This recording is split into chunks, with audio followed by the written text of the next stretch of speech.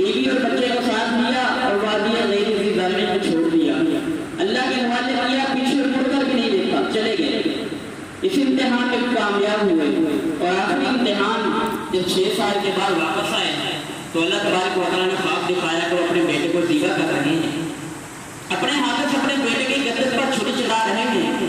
صبح اٹھ کے اپنی بیوی سے کہا کہ بیٹے کو تیار کر دو, اس کو کہیں لے کر جانا ہے.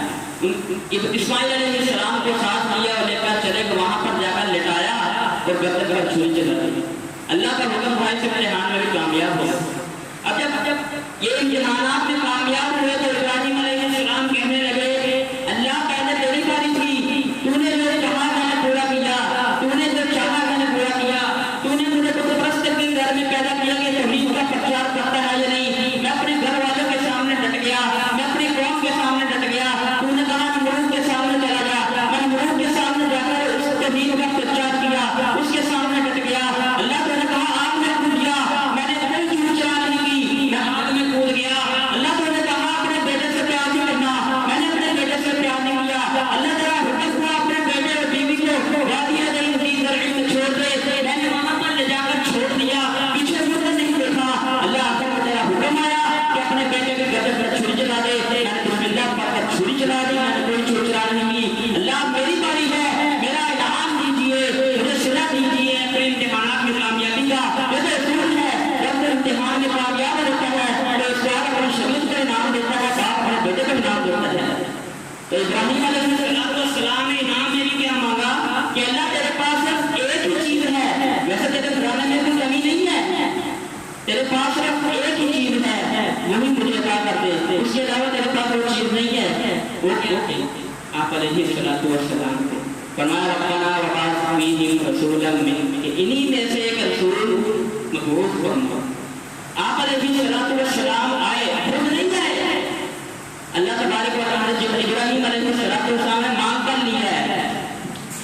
آج اگر کوئی جاہل یہ کہے کہ حضور علیہ السلام سے بشر ہی نہیں ہے, حضور علیہ السلام سے اللہ کے نور کا ایک ٹکڑا ہے, حضور علیہ السلام سے اللہ کی مخلوق ہے, تو وہ صرف حضرت ابراہیم علیہ السلام کی دعا کا انکار نہیں کر رہا, بلکہ حضور علیہ السلام کی بشریت کا بھی انکار کر رہا ہے. حضور علیہ السلام بشر تھے, عبد المطلب کے پوتے تھے, آمنہ کے لفظ جگر تھے, عبداللہ کے فرزند تھے, سیدہ خدیجہ رضی اللہ تعالیٰ عنہ کے خامد تھے, سیدہ عائشہ رضی اللہ تعالیٰ عنہ کے سرکار تھے, فاطمہ کے باپ تھے, حسنین کریمین کے نانا تھے, ابو بکر فاروق اعظم رضی اللہ تعالیٰ عنہ کے داماد تھے. خود اللہ تبارک و تعالیٰ نے حضور علیہ السلام کی زبان سے کہوایا کہ آپ ان کافروں کو کہتے ہیں قل انما انا بشر مثلکم, کہ میں تمہاری طرح کا بشر ہوں, میں تو برائے نہیں ہوں, میں بشر ہوں, میں نوری مخلوق نہیں ہوں. اب جو شخص یہ کہتا ہے کہ حضور علیہ السلام بشر نہیں ہیں, اسے چاہیے کہ اپنے لیے کسی اور نبوت کا دروازہ تلاش کرے. وہ اللہ کے قرآن کا بھی انکار کر رہا ہے, اللہ کے حکم کا بھی انکار کر رہا ہے, دعائے خلیل کا بھی انکار کر رہا ہے, حضور علیہ السلام کی بشریت کا بھی وہ انکار کر رہا ہے.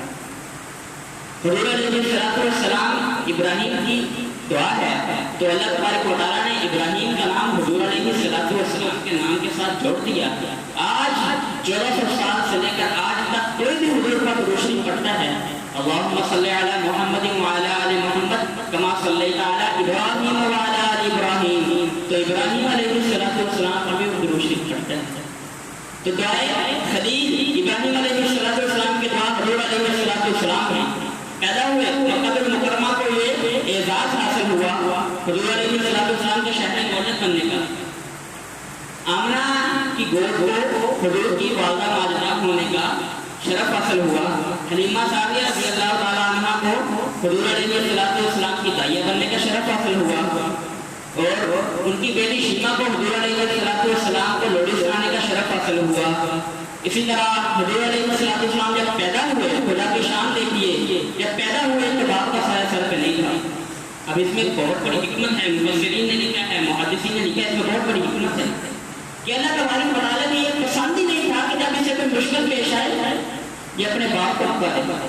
باپ کا سایہ سر پہ نہیں تھا, پیدا ہونے سے پہلے باپ کا سایہ اٹھ گیا تھا, تو اللہ تبارک و تعالیٰ نے یہ پسند نہیں تھا کہ یہ کسی مشکل میں یہ بچہ اپنے باپ کو پکارے گا، عمر میں اس پر مصیبتیں آئیں گی باپ کو پکارے گا، قدر میں مصیبتیں آئیں گی باپ کو پکارے گا، ہمارے گھر میں مصیبتیں آئیں گی باپ کو پکارے گا، ہمارے شوہر میں مصیبتیں آئیں گی باپ کو پکارے گا، غزوہ احزاب میں مصیبتیں آئیں گی باپ کو پکارے گا۔ یہ اللہ کو پسند نہیں تھا، اس لیے شروع سے یہ اللہ نے فرما دیا علم یجد کا یتیم فآوا، کہ آہد کہنے والا ہم نے آپ کو بنایا ہے۔ اب جب حضور علیہ السلام پیدا ہوئے تو دنیا میں ایک ہلچل سی مچ گئی، کیسے کسرا کے ایوان ڈرنے لگے، آتش کدے روم و فارس کے آتش کدے بجھ گئے، اور آتش کدے کے بارے میں آتا ہے کہ 10 سال لگاتار انہیں آگ نہیں بجھی تھی۔ جب حضور علیہ السلام کا پہلا دن تھا، پیدائش کا دن تھا، وہ آتش کدے بجھ گئے، لات لڑنے لگے، کسی نے پوچھا ہمارے معبود تمہیں کیا ہے، تم سے لڑنے لگے، تو ان سے آواز ہے کہ ایک والا آ گیا ہے، تمہاری توڑ کرنے والا آ گیا ہے، توحید والا آ گیا ہے۔ یہ حضور علیہ السلام کی پیدائش کا پہلا دن تھا۔ اب حضرت آمنہ والدہ ماجدہ جب جو غم میں مبتلا ہوگی، وہ ایک ماں کا دل تھا، انہوں نے سوچنے لگی کہ کاش اس کا باپ زندہ ہوتا، اس سے لاڑ کرتا، پیار کرتا، اس کے نام نغمے اٹھاتا، میں اس پر تیار کرتی ہوں، اس کی انگلی پکڑ کر لے کر بازار میں چلتا، میں اس پر تیار کرتی کہ اپنے باپ کے کاندھے پہ بیٹھتا اور مکہ المکرمہ کا چکر لگاتا، وہ اس کا باپ ہوتا جو اس کی خوشی، اس کے لیے خوشیاں لاتا، اس کے لیے کھلونے لاتا۔ اسی درد اور غم میں مبتلا تھی کہ آمنہ کا دل پکار اٹھا، کون ہے جو میرے بیٹے کے لیے کھلونے لایا کرے، کون ہے جو میرے بیٹے کے لیے خوشیاں لائے گا، کون ہے جو میرے بیٹے کو یوں مکہ المکرمہ میں گھمائے گا۔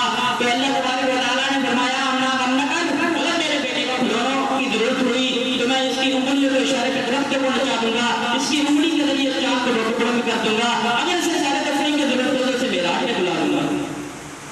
یہ حضور علیہ السلام ابھی پیدا ہوئے ہیں تو اللہ تبارک و تعالیٰ نے انوار و برکات تمام کی تمام حضور علیہ السلام کی برکت سے مکہ المکرمہ میں وجہ حلیمہ کے ساتھ کے ہیں، ان کے قبیلے میں پہنچا دیا۔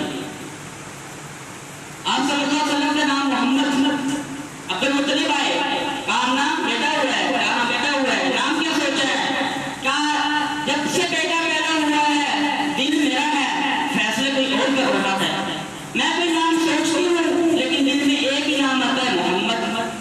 عبد المطلب نے سنا تو کہنے لگا بڑا عجیب نام ہے، میں نے آج تک یہ نام نہیں سوچا، نہ سنا میں نے آج تک، میں نے شام اور فارس اور روم کے سفر کیے ہیں، آج تک میں نے ایسا نام نہیں سنا۔ تو بی بی آمنہ کہنے لگی کہ عبد المطلب اگر نام نہیں سنا تو آگے بیٹا دیکھ لو، اس طرح کا بیٹا بھی نہیں دیکھا ہوگا آپ نے۔ تو جب بیٹا دیکھا تو کہنے لگے اس طرح کا باقی حسین و جمیل میں نے نہیں دیکھا۔ تو جبرائیل علیہ السلام آئے کہنے لگے کہ تم تو زمین کی بات کرتے، میں نے عرش پہ ایسا حسین نہیں دیکھا۔ یہ حضور علیہ السلام کا حسن ہے۔ حضور علیہ السلام کی سیرت کا آغاز یہاں سے ہوتا ہے، پھر نبوت ہوتی ہے، پھر نبوت کے 23 سال ہوتے ہیں اور 63 سال کی عمر میں حضور کی وفات ہوتی ہے۔ سیرت کا معاملہ یہی تک انشاءاللہ باقی اگلے جمعے ہوگا، لگاتار سیرت پہ بیان کرنا ہوگا، لیکن اس سے پہلے کیونکہ 12 ربیع الاول ہے آج اور ہماری خرافات 12 ربیع الاول کے وقت کے حوالے سے بہت زیادہ بڑھ گئی ہیں۔ حضور علیہ السلام کی نبوت کی زندگی میں 23 بار 12 ربیع الاول کا دن آیا ہے۔ حضور علیہ السلام نے کیا کچھ نہیں بتایا، کھانے پینے کا طریقہ بتایا، تو فلاح بنانے کا طریقہ بتایا، سونے کا طریقہ بتایا، اپنا لباس کا طریقہ بتایا، ہر طرح کا کام حضور علیہ السلام نے بتا دیا۔ اب بات یہ ہے کہ اب وہ جشن منانا حضور بھول گئے تھے بتانا، نعوذ باللہ، حضور بتانا بھول گئے تھے کہ میری پیدائش کا دن جشن منایا کرو۔ اور آج کل کیا ہو رہا ہے کہ اسٹیج لگا ہوا ہے، پیچھے نعتیں لگی ہوئی ہیں اور ایک پیر صاحب ڈانس کر رہے ہیں، کیا ہے کہ میلاد کی محفل ہے، جشن ہو رہا ہے۔ کیوں جشن ہو رہا ہے کہ حضور 12 ربیع الاول کو آئی ہیں۔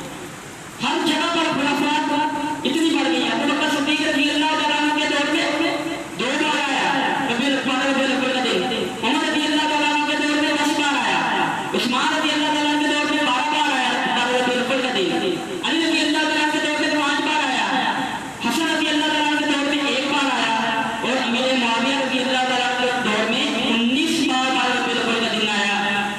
کیا وہ حضور علیہ السلام سے محبت ہی کرتے تھے؟